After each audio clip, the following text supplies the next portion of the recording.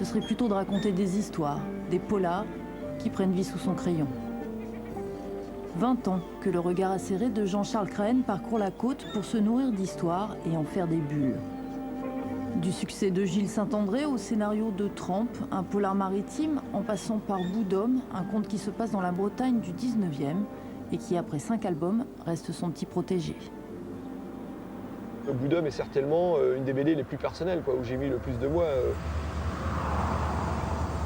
Je suis arrivé à ce petit garçon qui s'était arrêté de grandir parce que l'enfance, c'est une fragilité. Effectivement, il y a le passage à l'âge adulte et lui, il n'y arrive pas. Enfin, il y arrive dans sa tête, mais physiquement, il n'est pas adulte. Donc, il reste très vulnérable et c'est ça qui m'intéressait,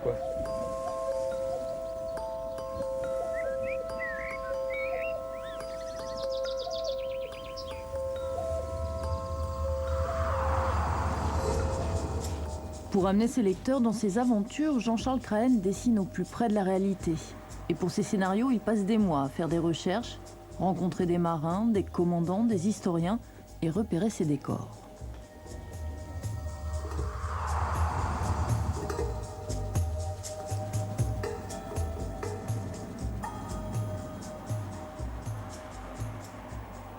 Je pense que l'imagination n'est jamais assez puissante en elle-même pour recréer des choses qui existent. Je pense que l'imagination a besoin d'être nourrie. Si tu la nourris pas de choses que tu prends dans des livres, dans des films ou dans le réel, dans la vie, dans ce que tu vois, tu racontes des choses que tu as déjà dans la tête et puis tu tournes en rond,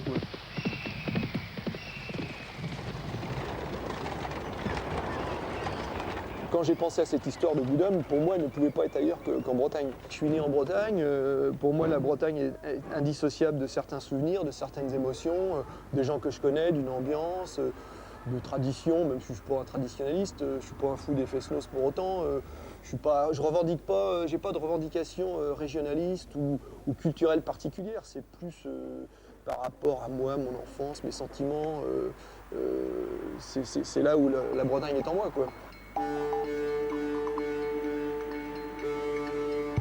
Avec ses héros, Jean-Charles navigue beaucoup. Mais le plus difficile à croquer, ce ne sont pas forcément les bateaux.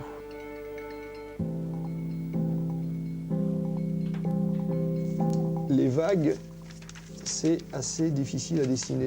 La mer, c'est une structure. Une mer, une houle formée, une tempête, c'est pas du tout la même chose, Il y a un truc à trouver, pour dessiner la mer. Là, il y avait la course, le Vendée Globe qui partait, ces derniers temps. Donc, effectivement, j'ai acheté des magazines où on voyait les beaux catamarans. Alors, c'est pas tellement les catamarans qui m'intéressaient, parce qu'effectivement, c'est pas ça que j'ai dessiné, mais c'était la mer, les belles photos de mer. La mer, c'est un des éléments pour moi du rêve et de ce que j'ai envie de raconter aux gens. C'est évident. Parce que la mer a cette force d'évocation qui est, même pour les gens qui ne naviguent pas, la mer, il y a une ligne d'horizon, il y a une fuite, il y a un rêve. Au bout de cette ligne d'horizon, il y a des choses.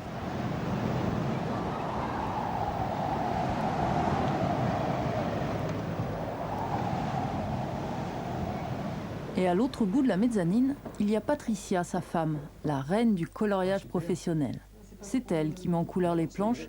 Chez les Craen, on bulle en famille. Les ambiances de matin. Bout d'homme, vu que ça se passe en Bretagne, on voulait vraiment une couleur spécifique à la Bretagne, c'est-à-dire des gris, des ciels parfois très sombres, comme le ciel breton, très gris, ou gris jaune, gris bleu. Donc en fait, on a pris le parti de travailler mes couleurs qu'avec des gris.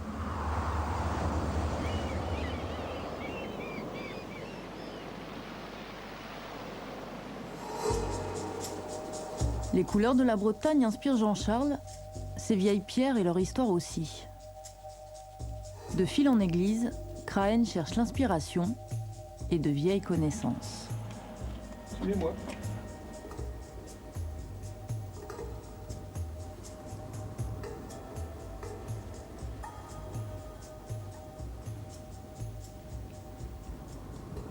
Alors... Ah, elle est ici. Ça, c'est une représentation de l'Ancou, personnage mythique en Bretagne qui symbolise la mort. Et je m'en étais servi dans un des Bout d'homme, que je l'avais donc dessiné.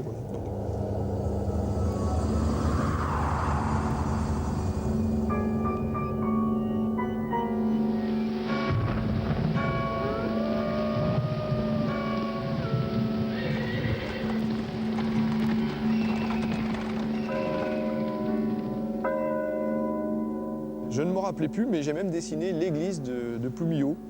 Bon, évidemment, elle est un peu en ruine dans mon album, donc j'espère que monsieur le curé ne m'en voudra pas trop. Enfin, elle a été bien retapée, je vois. L'avantage de la BD, c'est qu'on peut se permettre des tas de fantaisie. Puis le budget, c'est budget illimité, quoi. Il n'y a pas besoin de demander.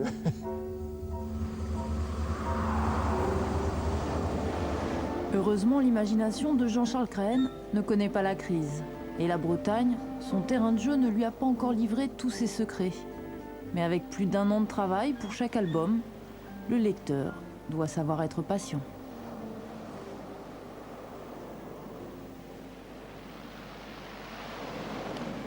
Jean-Charles Craen. Alors quand il dit qu'il travaille qu'en Bretagne, moi je voudrais quand même préciser que le dernier épisode de Boudom, il est parti au Canada, qui vient de sortir, il part au Canada. Voilà, il pourrait s'inspirer ce soir des couleurs du... C'est un peu la France. Voilà, c'est un peu plus loin. Il a été attiré par le côté sauvage aussi du Canada de nature, et il pourrait s'inspirer des couleurs du crépuscule ce soir. C'est magnifique là autour de nous. C'est vrai. Et il y en a qui disent qu'il pleut toujours ici. C'est pas vrai. Pas vrai, la preuve. Yves, tout autre chose. Dans chaque paradis, il y a toujours un petit grain de sable. Oui. Et puis là, on va s'occuper d'un grain de sable qui, quelquefois, est un peu plus difficile à... Qui a grossi. On va rester sur cette thématique des couleurs. Hein. Tous les dégradés de gris. Moi, je vais vous proposer une autre couleur. C'est la couleur qui fâche en ce moment en Bretagne. C'est la couleur verte. Vous avez déjà entendu parler des marées vertes, Georges? Voilà. Oui. Les marées vertes... Pas qu'ici, on en a trouvé un peu partout. Voilà, ça dure depuis 30 ans. Alors au départ, c'était, disons, un désagrément. Après, c'est devenu carrément une nuisance. Et aujourd'hui, maintenant, on sait que c'est véritablement un danger.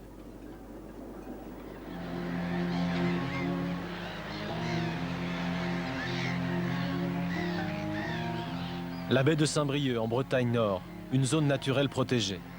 Un endroit magnifique l'hiver, mais envahi dès le printemps par des marées d'algues vertes. Au mois de juillet dernier, sur cette plage de la Granville, dans la petite commune d'Ilion, des gaz suintant de ces algues en décomposition ont tué sur le coup les 2 chiens d'une habituée des lieux, Aurore Blairon. C'était au mois de juillet, le 12 juillet. C'est vrai qu'il y avait plein d'algues partout et donc je me promenais sur la plage avec mes 2 chiens qui étaient en liberté. Donc ils faisaient des allées et venues vers moi et qui repartaient. Et à un moment, ils sont pas revenus. Donc je les ai cherchés et je les ai retrouvés pas très loin sur la plage, près des rochers, sur un tas d'algues. Ils étaient tous les 2 inanimés, côte à côte. Donc je me suis précipitée dans les algues pour aller les chercher. J'en avais jusqu'au-dessus des genoux quand même. C'était profond et quand je les ai sortis de là, ils étaient déjà morts. J'ai essayé de les réanimer, mais c'était déjà trop tard. Ça a été vraiment brutal. J'aurais pu moi-même venir avec mon neveu de 5 ans qui aurait pu aussi envoyer les chiens ou suivre les chiens et puis ça aurait pu être dramatique, quoi. Ça aurait pu arriver aussi à un enfant. La mort des chiens foudroyés sur un tas d'algues vertes a révélé que le gaz issu de la décomposition des algues était un poison mortel. Les algues prolifèrent, nourries par les phosphates et les nitrates de l'agriculture intensive et de l'élevage, qui ruissellent depuis les champs vers la mer. Le problème des algues vertes infeste la Bretagne Nord depuis près de 30 ans, et depuis 7 ans, il est même sous haute surveillance. Sylvain Balu, ingénieur agronome, survole tous les mois du printemps à l'automne le trait de côte pour surveiller leur prolifération.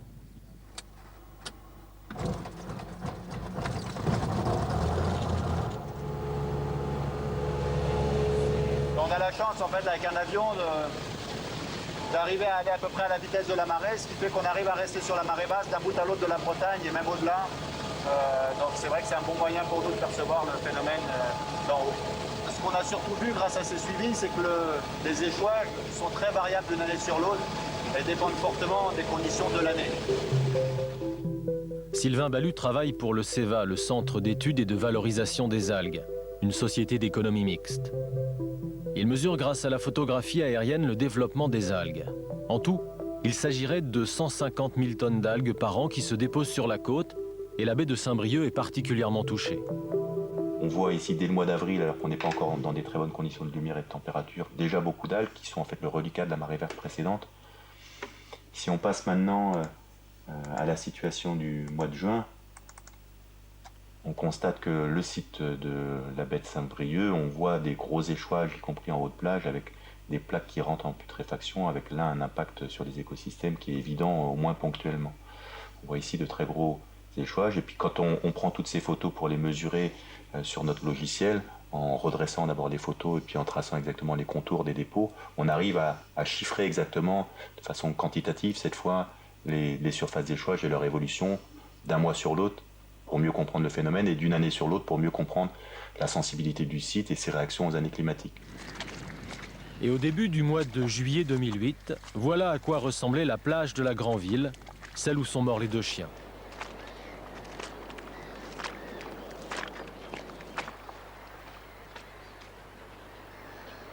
La chapelle Saint-Maurice. Et cette plage maintenant, eh bien, étant polluée par les algues vertes, cette chapelle, nous l'appelons Notre-Dame des algues vertes. André Olivreau habite l'été juste au-dessus de la plage. Il a créé l'association Halte aux Marées Vertes, un vrai engagement écologique pour cet ingénieur à la retraite. À notre grand désespoir, depuis 1 an, c'est comme ça toute l'année. Les algues, d'habitude, on les voyait pendant 6 mois de l'année. Et maintenant, eh bien, cet hiver, on a eu autant d'algues que l'on a maintenant. Hein? Et c'est ça qui est grave.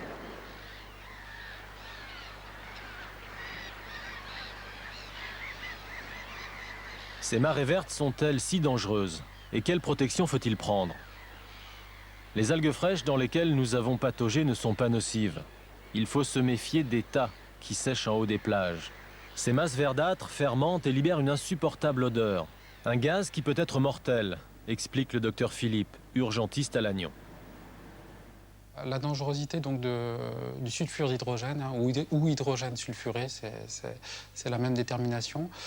C'est un gaz qui est émis donc, par les algues vertes en putréfaction et c'est un poison cellulaire violent et brutal.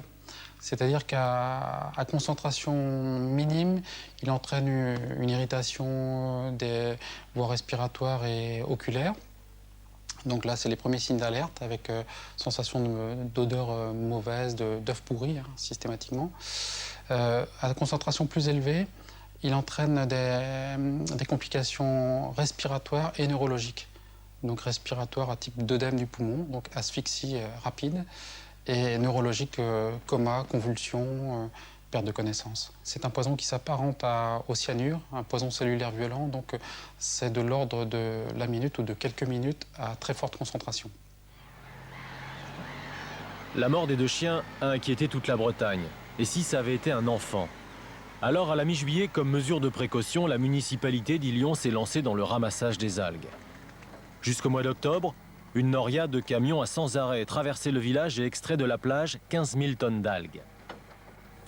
À la mairie, le maire, Madame Yvette Doré, a sans l'avouer ouvertement pris conscience de la menace.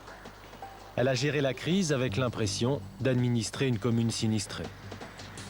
Je dis, on va quand même pas être amené à fermer la plage. Hein.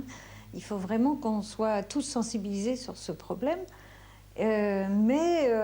Si un enfant courait et tombait le nez, parce qu'il faut vraiment être le nez dans la poche de gaz, hein, d'algues, pour avoir un problème, mais j'en ai pas la preuve. Mais on va faire des mesures cet été. Mais pour moi, je n'ai pas pensé une seule minute fermer la plage, dans la mesure où on a pensé au contraire à dégager les algues. Donc il n'y a plus de danger. Hein. C'est ça surtout. L'objectif est d'enlever les algues pour qu'elles ne perturbent pas, pour qu'elles ne nous obligent pas à prendre des mesures de sécurité. En Bretagne, trouver une solution aux marées vertes équivaut à mettre en cause l'agriculture qui fait la richesse de la région. En 30 ans, la Bretagne a connu un développement économique spectaculaire, mais qui a fait exploser le taux de nitrate dans les eaux de la région.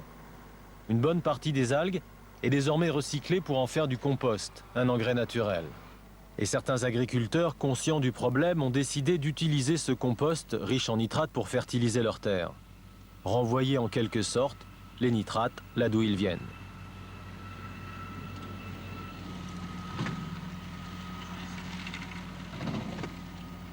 C'est le cas de Joseph Cabaret. Il y a quelques années, lui aussi pratiquait